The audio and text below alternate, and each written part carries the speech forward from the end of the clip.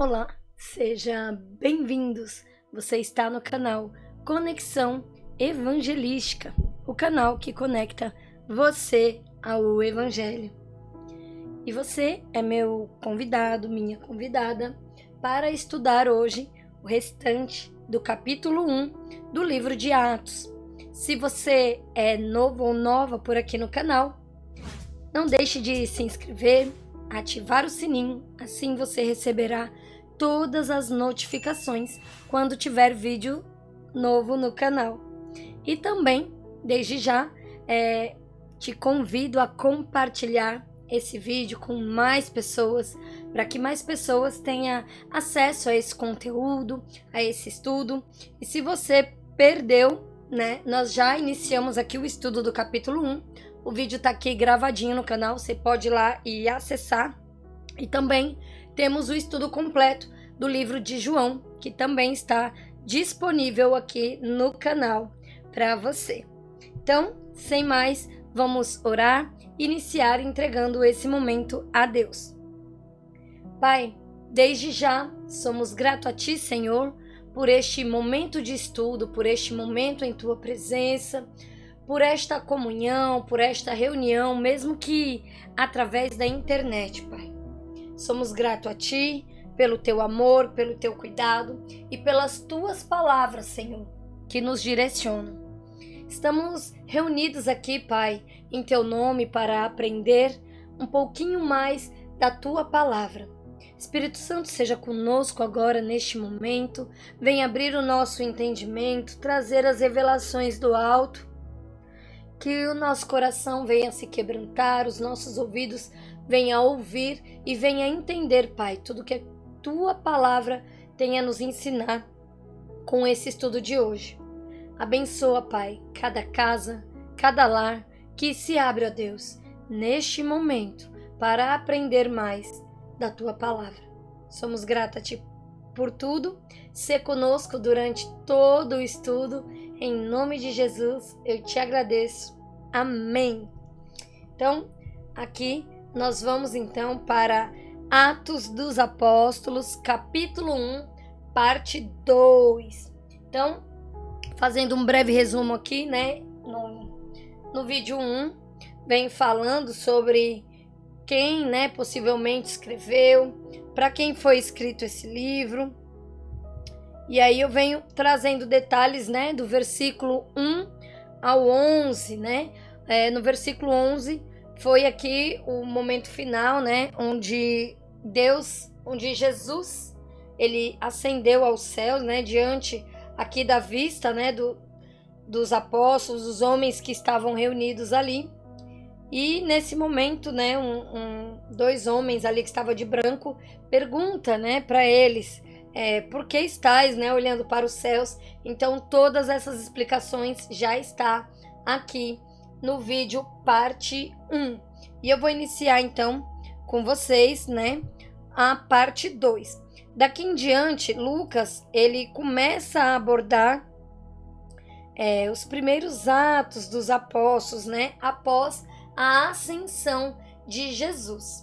Então, sem mais, eu te convido agora para que você venha a prestar atenção, a aprender, com o que vamos ler agora.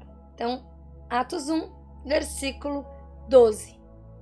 Então, voltaram para Jerusalém, do monte chamado das Oliveiras, o qual está perto de Jerusalém, à distância do caminho de um sábado. Então aqui, quando Jesus ascendeu aos céus, eles estavam ali, nesse lugar, então eles voltaram para Jerusalém, e aqui vai começar a trazer então os primeiros passos, Versículo 13.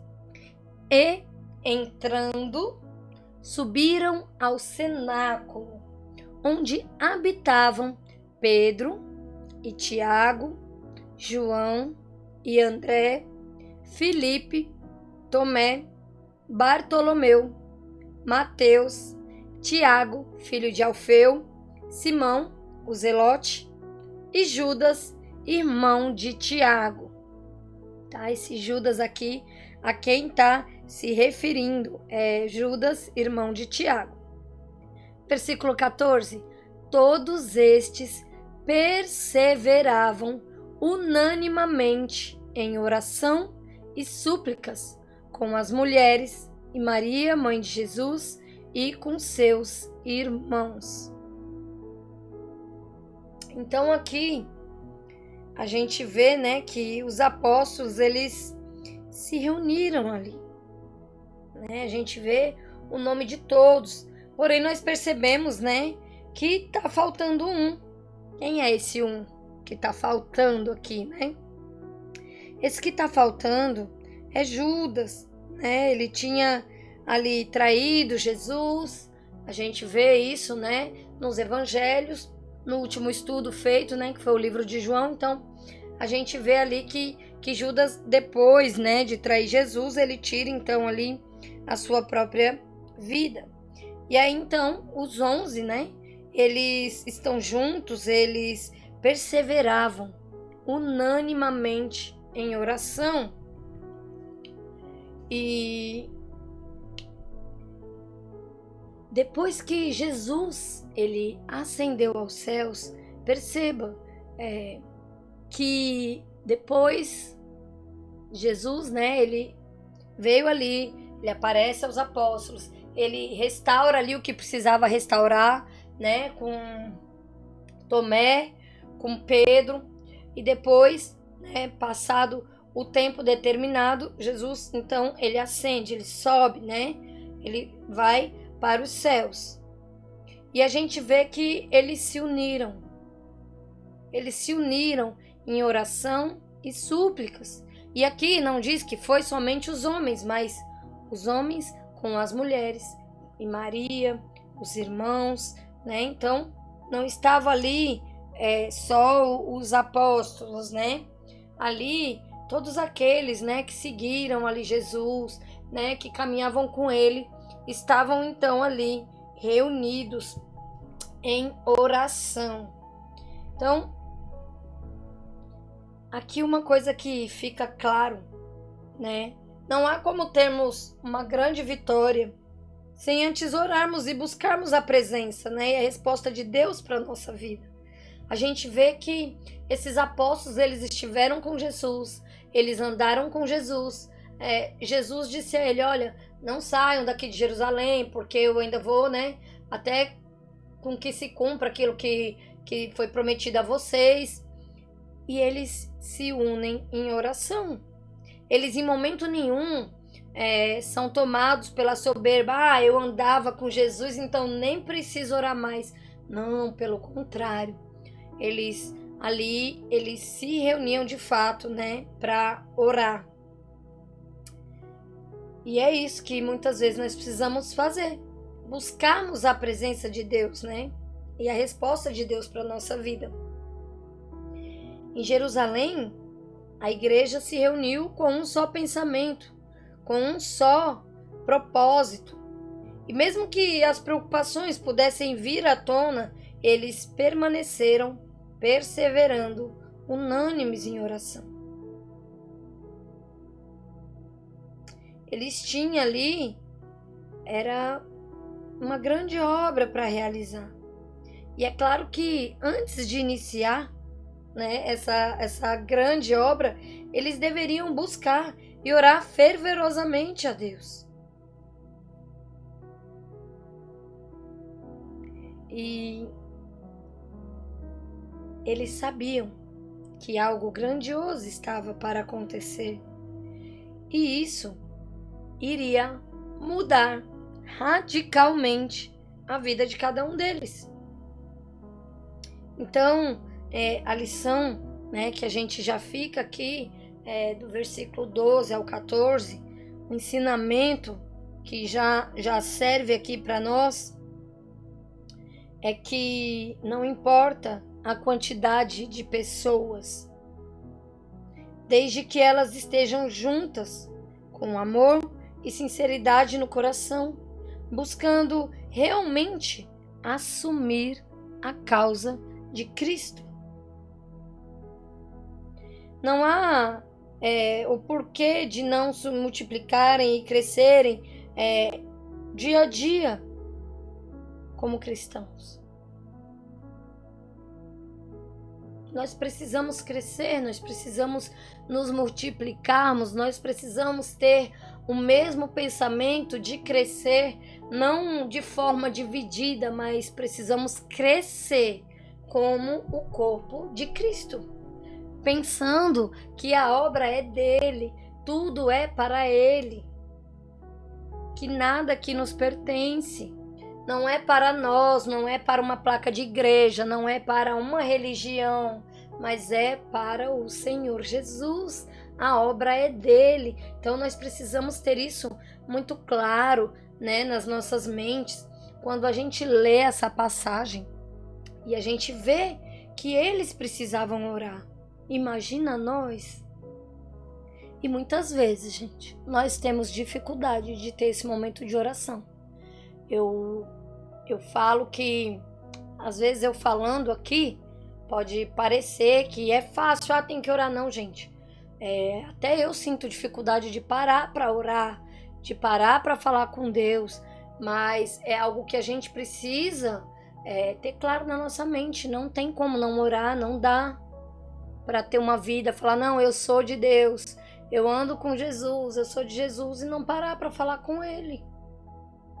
Não existe. É a mesma coisa que eu falar, eu sou amiga da pessoa X e eu não falo com essa pessoa. Ué, como é que eu sou amiga dela?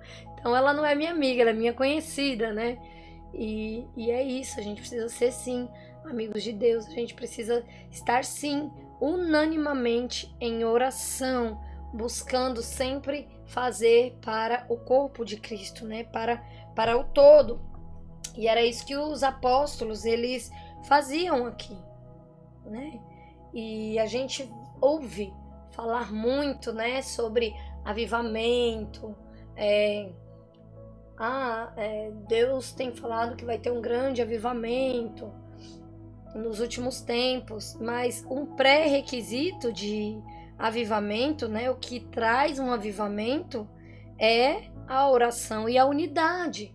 É por isso que hoje o mundo tem trabalhado tanto para que as pessoas se dividam cada vez mais. Pode prestar atenção. Pessoas se dividem por placas de igreja, pessoas se dividem por partidos políticos, pessoas estão sendo divididas por cor racial, pessoas estão sendo divididas por classe econômica, pessoas são divididas por cor de cabelo, enfim, por time de futebol, enfim, é tanta coisa que o mundo coloca, né, para segregar, para separar, para trazer de fato uma divisão, quando na verdade a palavra do Senhor mostra que nós temos de estar unidos e não divididos. A divisão, ela traz quebra, ela deixa quebrado uma sociedade, ela deixa quebrado as pessoas que eram para estar ali juntas fazendo algo para o mesmo propósito, elas passam a se dividir, a competir, a se atacar. E nós precisamos compreender isso e parar de reagir da forma como o mundo quer que a gente reaja. Fulano é de partido A e eu sou de B. Então pronto, vou tirar essa pessoa da minha rede social, não vou mais falar com ela, porque ela votou em B, eu voto em A, e não dá certo, gente. Não dá certo eu falar com fulano porque ele é corintiano, eu sou palmeirense. Não dá, água e óleo não se mistura. E é exatamente isso que o mundo quer trazer para nós hoje em dia. Infelizmente, as pessoas, por falta da leitura bíblica, por falta do conhecimento do que Deus quer de nós, têm se rendido a esse tipo de doutrina que o mundo tem oferecido. Divisão. Estamos num tempo que a gente vê pessoas brigando pelos cantores, que A é melhor, B é melhor, A canta mais, não, o outro rebola mais. Até isso, sabe? pequenos detalhes, pequenas besteiras, as pessoas se dividem, brigam e é xingamento. A gente abre a internet, às vezes vai ver os comentários e a gente fala: Senhor, tem misericórdia. É a própria igreja atacando a própria igreja, é a religião contra a outra religião e sabe, eu vejo as pessoas num desgaste emocional tão grande, quando na verdade era para estarmos todos unidos para pregar o que de fato importa, que é a vinda de Jesus. Porque assim como ele foi, ele diz em sua palavra que ele vai voltar. Então, gente, esse versículo 14, a gente precisa se ater muito nele e levar para o nosso dia a dia. Perseverar unanimemente em oração, todos. Versículo 15. E naqueles dias, levantando-se Pedro no meio dos discípulos, ora, a multidão junta era de quase 120 pessoas, disse: Homens e irmãos, convinha que se cumprisse a escritura que o Espírito Santo predisse pela boca de Davi acerca de Judas, que o guia daquele que prenderam a Jesus. Então aqui ele está falando, né, que Pedro se levanta ali no meio de um povo que era quase 120 e tá falando que o que houve, né, com Judas já tinha sido predito por Davi, né? E onde a gente vê, como que a gente sabe disso, né? Como assim? Davi estava tão antes, mas é para você ver que a Bíblia, ela inteira, ela se completa, né? Coisas que foi falado por Davi se concretizou no tempo de Jesus. Coisas que foram ditas lá atrás, nós estamos vendo diante dos nossos olhos sendo concretizado hoje. Sabe? Quantos anos depois? Muitos. E tem coisas que a gente abre e lê na Bíblia e fala, cara, parece que é exatamente o relato do dia de hoje que nós estamos vivendo.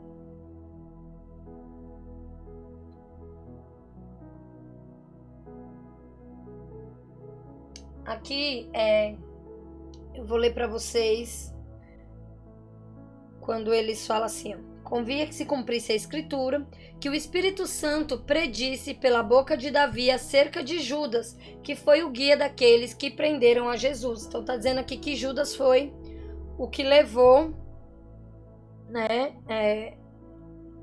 os soldados ali a Jesus. Versículo 17: porque foi contado conosco e alcançou sorte neste ministério. Ora, este adquiriu um campo com o galardão da iniquidade, e precipitando-se, arrebentou-se pelo meio, e todas as suas entranhas se derramaram. E foi notório a todos os que habitam em Jerusalém, de maneira que na sua própria língua esse campo se chama Alcedama, isto é, campo de sangue. Porque no livro dos Salmos está escrito: fique deserta a sua habitação, e não haja quem nela habite. Isso aqui está lá em Salmos 69, 25. E esse salmo, antes de eu ler aqui a segunda parte, esse salmo diz: fique desolado o seu palácio, e não haja quem habite nas suas tendas. Então aqui, essa primeira parte, né, do versículo 20, como foi citado, né, por Davi lá no Salmo, é exatamente isso que está dizendo: fique deserta a sua habitação e não haja quem nela habite. E o outro que diz: tome outro o seu bispado. Isso está lá em Salmo, no capítulo 109, no versículo 8. Que diz assim: seja a sua vida curta e outro ocupe o seu lugar. Ou aqui, né? Como diz a própria palavra, tome outro o seu bispado. Então aqui a palavra está claramente, né? Falando através ali, Deus usou, né, a boca de Davi para essa profecia que iria se cumprir nos tempos ali de Jesus, né? E foi com Judas, aquele que havia, né, de trair o Cristo, entregando então por meio de um beijo, né, por meio da traição de um beijo, Jesus, né, entregando Jesus ali então para a morte. E aqui fala, né, às vezes tem alguém que pergunta, ué, mas não tem algumas partes, né, que fala que ele se enforcou? Aqui Judas, depois de ter traído, né, Jesus, como aqui mesmo diz, ele adquiriu um campo, né, com galardão da iniquidade, ou seja, com o dinheiro da traição ali. E ele foi sim para se enforcar, mas a Bíblia não relata exatamente o que foi que houve, né? Se o nó da corda se soltou ou se o galho, né, da árvore ao qual ele foi se enforcar, se o galho se quebrou. Mas o que acontece foi que Judas ele caiu, né, ali no meio das pedras, né? Ele caiu e se arrebentou, né? Com a queda, aqui conforme relata o texto, ele se arrebentou pelo meio, né? Chega até relatar bastante, né? Que fala que as suas entranhas se derramaram. Então, é como se ele tivesse, então, se partido ao meio. E aí aqui fala sobre os Salmos, né? Que tá escrito. Versículo 21. É necessário, pois, que dos homens que conviveram conosco todo o tempo em que o Senhor Jesus entrou e saiu dentre nós, começando desde o batismo de João até o dia em que de nós foi recebido em cima, um deles se faça conosco testemunha da sua ressurreição.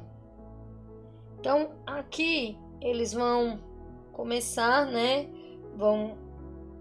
Já estão, né, começando então o seu ministério, né? E aqui fica muito claro que ministério é esse, né? Que eles estão aqui iniciando. É o ministério de serem testemunhas da ressurreição. Então aqui ele fala, né, que como Judas não tá mais, e no caso eles teriam que ser em 12, né, até pela representatividade das 12 tribos de Israel. Então aqui se fez necessário escolher então uma outra pessoa para que ficasse ali, né, para substituir Judas. Então eles precisavam de alguém que é o quê? Poderia ser qualquer pessoa. Eles iriam escolher, bom, agora nós precisamos escolher alguém, precisamos de alguém que seja o mais bonito. Não. Precisamos de alguém agora que seja uma autoridade. Precisamos de alguém da parte do governo para fazer parte aqui conosco, né? Para dar aquele jeitinho. Não. Precisamos daquele que fala melhor, aquele que tem um amplo conhecimento. Não, gente. Esses são os pré-requisitos que talvez nós, na nossa ignorância, buscamos procurar. Aqui eles estão fazendo a vontade do Senhor e não a deles. Então veja, eles deixam bem enfático, olha, tome outro seu bispado, tá? Mas agora nós precisamos escolher outro, mas como vai ser isso, né? Como é que a gente vai fazer essa escolha? Então, eles precisam substituir um apóstolo, eles vão colocar um líder ali, e precisa, né, de alguém com responsabilidade. Tem aqui os requisitos, né? Aliás, responsabilidade é da parte deles, né? Ter que fazer essa escolha, né? Aqueles estavam iniciando a igreja, eles iriam carregar a matriz, o início da igreja e toda essa revolução que Jesus deixou. Então, precisava escolher e eles tinham que ser, então, tinham os requisitos e aqui eles vão citando, olha. Pois dos homens que conviveram conosco todo o tempo que Jesus entrou e saiu. Então aqui o que é que ele está dizendo? Olha, precisa ser alguém que teve vida com Jesus, teve experiência com Jesus, que viu, ouviu, tocou em Jesus, que estava lá desde o batismo lá de João, desde quando ele foi batizado por João até o dia que ele foi recebido em cima, até o dia que ele foi assunto aos céus ali diante dos nossos olhos. Então tem que ser alguém que estava de fato ali conosco, que viveu tudo isso, que testemunhou, que viu, que viveu. E aí eu volto, né, numa parte aqui, eu volto aqui bem rapidinho, no versículo 1, que fala, não só fazer, mas ensinar. Então aqui, eles não iam escolher qualquer pessoa. Eles iam escolher alguém que viveu. Como é que eu bato na tecla novamente, né? Viver e ensinar. Então, como é que ele ia ensinar? Ia falar acerca de Jesus, dos milagres, quando Jesus foi assunto aos céus e tudo mais, se ele não tivesse ali presenciado. Aqui, gente, nós estamos num pós.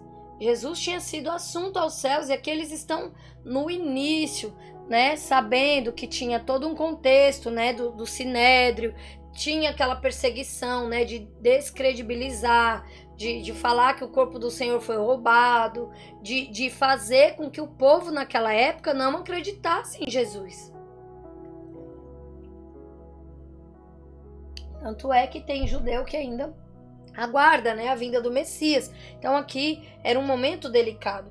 Não podia ser qualquer pessoa. Não, eu tô falando porque eu ouvi ali Pedro dizer, eu ouvi ali Tiago dizer. Não. Tem que ser alguém, não que ouviu dizer, mas aqui, como nós estamos começando, precisa ser algo consistente. Então, eles têm essa sabedoria, né? Talvez vinda do alto. Então eles estão ali, eles entenderam que testemunha é alguém que viu, que ouviu, que tocou, que viveu, que estava ali em todas as cenas, né?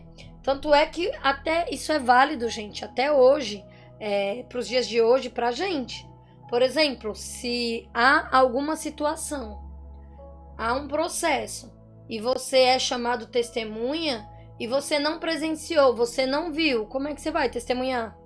Não existe. Vamos supor, um processo trabalhista. A pessoa está lá processando a empresa.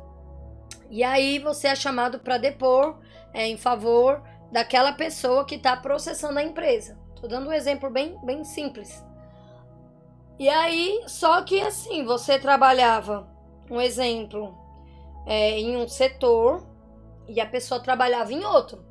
E você não tinha contato visual, você não via a hora que aquela pessoa chegava, você não via a hora que aquela pessoa ia embora.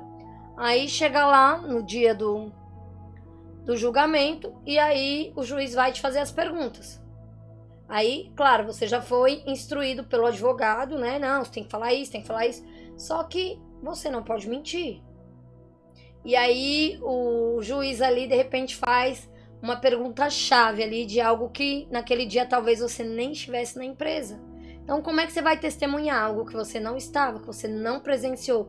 Como é que você vai dar detalhes, né, de algo que você não viu? Então é nesse contexto aqui que os apóstolos eles estão tendo essa compreensão. Porque aqui são eles que iriam impulsionar. Jesus ele já não está mais, Jesus ele já foi assunto aos céus. Então, como é que ele como é que eles vão falar algo que eles não viveram? Então, aqui eles têm esse requisito. Versículo 23. E apresentaram 2, José, chamado Barsabás, que tinha por sobrenome o Justo, e Matias. Versículo 24. E orando disseram, Tu, Senhor, conhecedor dos corações de todos, mostra qual destes dois tem escolhido, para que tome parte nesse ministério e apostolado, de que Judas se desviou para ir para o seu próprio lugar. E lançando-lhe sorte, caiu a sorte sobre Matias, e por voto comum foi contado com os 11 apóstolos. Então, aqui, né, a gente vê também sobre eles tomarem decisão.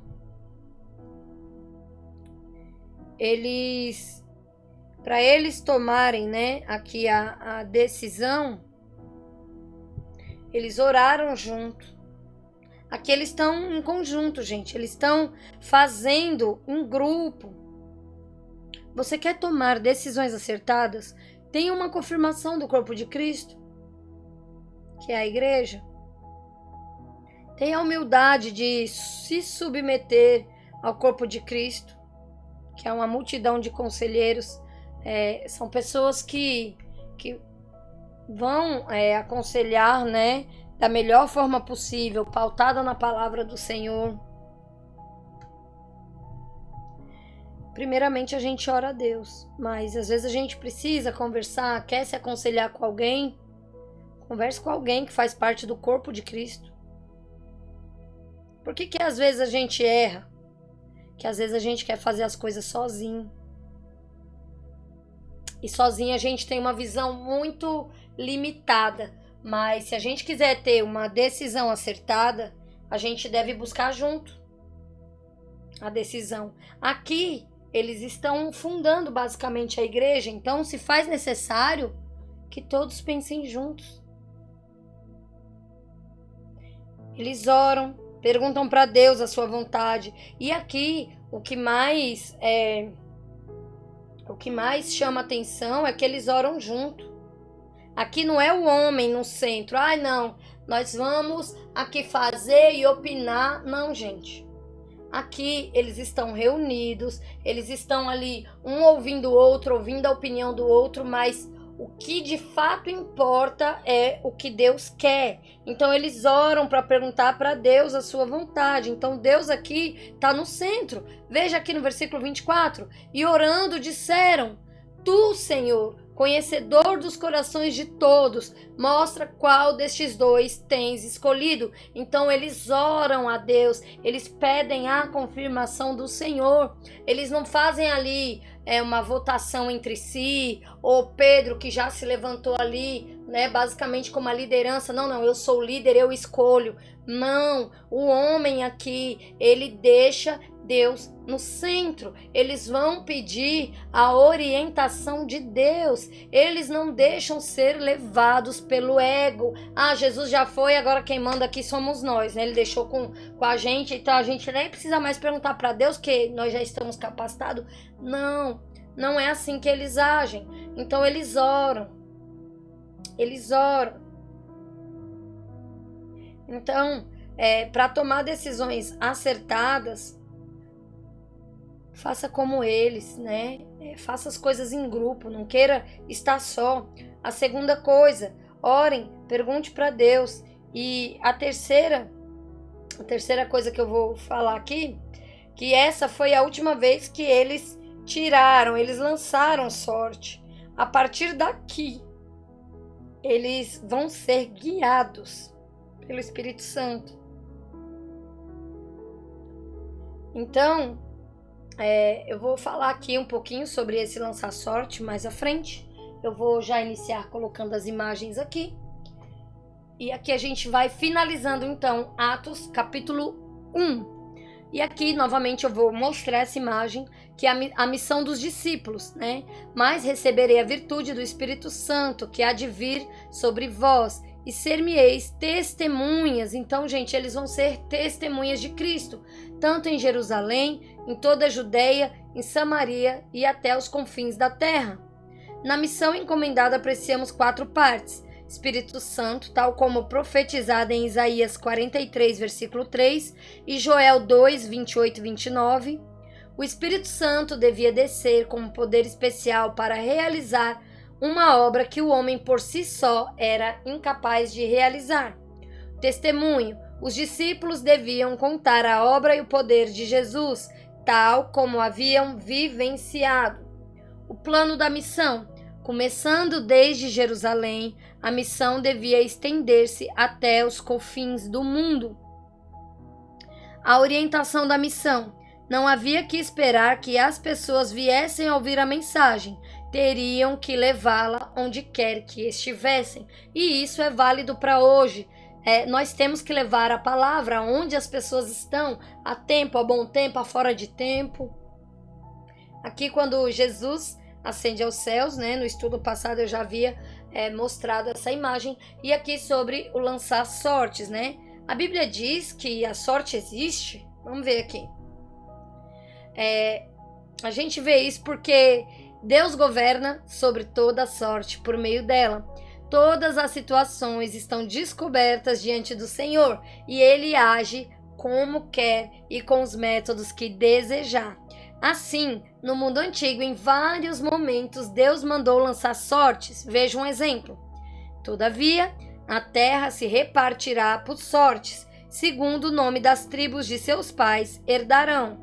Aqui está lá em Números, capítulo 26, versículo 25, né? Quando as terras, elas estavam sendo, né, a terra prometida ali, ela seria repartida entre as tribos por meio desse lançar sorte. Aqui, gente, vale lembrar que no Antigo Testamento, o Espírito Santo do Senhor, ele não exercia ali o seu ministério, então eles não tinham o Espírito Santo para guiá-los, né? Então aqui eles lançavam sorte e Deus respondia então através do Turim e Urim, né? Ou seja, Deus indicaria através do lançar de sortes a sua vontade. Outro momento interessante que mostra que os pagãos também utilizavam desse método é quando Jesus foi crucificado e os soldados lançaram sortes para ver quem ficaria com suas roupas. E aqui a gente vê isso lá em João 19, 24, que diz: disseram, pois, uns aos outros, não a rasguemos, mas lancemos sorte sobre ela para ver a quem caberá. Para se cumprir a escritura, repartiram em si as minhas vestes e sobre a minha túnica lançaram sorte. Assim, pois, os fizeram os soldados. Esse método de lançar sortes também foi utilizado pelos apóstolos para escolher entre vários homens aquele que substituiria Judas, o traidor, como nós lemos agora em Atos 1:26. E os lançaram em sorte, vindo a sorte recair sobre Matias, sendo-lhe então votado lugar com os 11 apóstolos.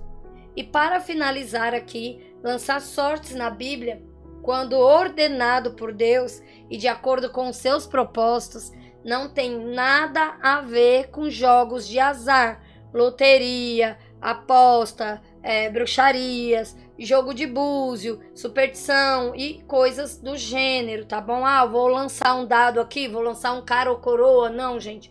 Hoje nós temos o Espírito Santo do Senhor para nos guiar, tá certo?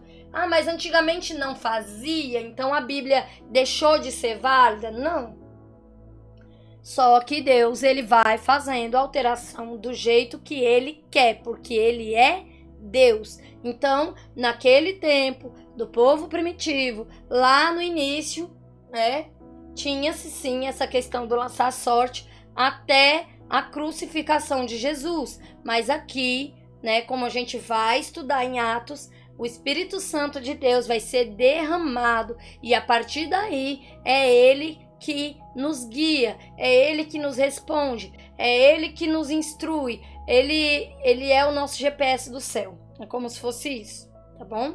Então aqui é apenas um meio pelo qual Deus manifestava sua vontade ao seu povo, que o consultava dessa forma, conforme o próprio Deus orientava e aprovava, tá? Mas isso já passou. Hoje nós temos o Espírito Santo. E eu convido você agora para orar comigo, finalizando esse estudo. Eu espero que você tenha sido abençoado, que tenha sido esclarecedor, né? Que o Senhor tenha falado com você através desse estudo. Feche os seus olhos, se você puder, calma aí seu coração e vamos orar agradecendo a Deus. Pai, Somos gratos a Ti, Senhor, por mais um estudo. Que esse estudo, Pai, seja para a Tua honra e para a Tua glória, Pai. Que mais e mais pessoas, Senhor, venham aprender da Tua palavra. Venham aprender mais sobre o Teu Espírito derramado, Senhor, sobre nós. Obrigado, Espírito Santo, por nos direcionar, por nos guiar, por nos fazer entender, por nos convencer do pecado, por estar conosco. Mesmo quando não merecemos, somos gratos a Ti por tudo. Obrigado pelo entendimento desse estudo, obrigado pela clareza das palavras reveladas aqui do Senhor. Eu sei, Espírito Santo, que é através da Tua sabedoria derramada sobre as nossas vidas, é o que nos traz a compreensão um pouco mais profunda acerca da palavra do Senhor. Somos gratos a Ti, Jesus, pelo Teu sacrifício, somos gratos a Ti, Senhor, por tudo. Abençoa, Deus, cada casa, cada lar que esteve aqui, Te buscando cada vez mais. Te agradecemos, ó Pai, por tudo. Abençoa esse momento e abençoa cada pessoa que esteve aqui reunidos em Teu nome, para a Tua honra e para a Tua glória. E em nome de Jesus eu agradeço. Amém. E fica aqui então o meu muito obrigado por assistirem até aqui. Não esqueça de se inscrever no canal, deixa aí o seu joinha, deixa o seu like, né, para fortalecer. Ative o sininho assim. Sempre que entrar vídeo novo no canal, você receberá a notificação. E compartilhe, né, com mais pessoas, para que mais pessoas venham se juntar a nós para aprender mais acerca da palavra. Lembrando a você que todas as terças-feiras, às 20 horas, nós temos vídeo novo no canal. Então, na próxima terça, teremos aí então o estudo de Atos 2, né? Você desde já é meu convidado e convide mais pessoas para estar aqui conosco. Outra coisa que eu gostaria de te pedir, se essa palavra falou com você, se você sentiu, né, de complementar alguma coisa, de contar algum testemunho, de pedir oração, enfim, deixa aqui nos comentários, né? O seu comentário pode edificar a vida de outra pessoa, o seu complemento também é muito importante. Então, se você se sentir à vontade, compartilhe aqui conosco, escreva aqui embaixo nos comentários, né? De repente algo que o Senhor falou ao seu coração, ou enfim, sinta-se à vontade, tá bom? Então, eu finalizo por aqui, que Deus abençoe a todos, vejo vocês então na próxima terça, para o próximo estudo. Então, até a próxima, tchau, tchau!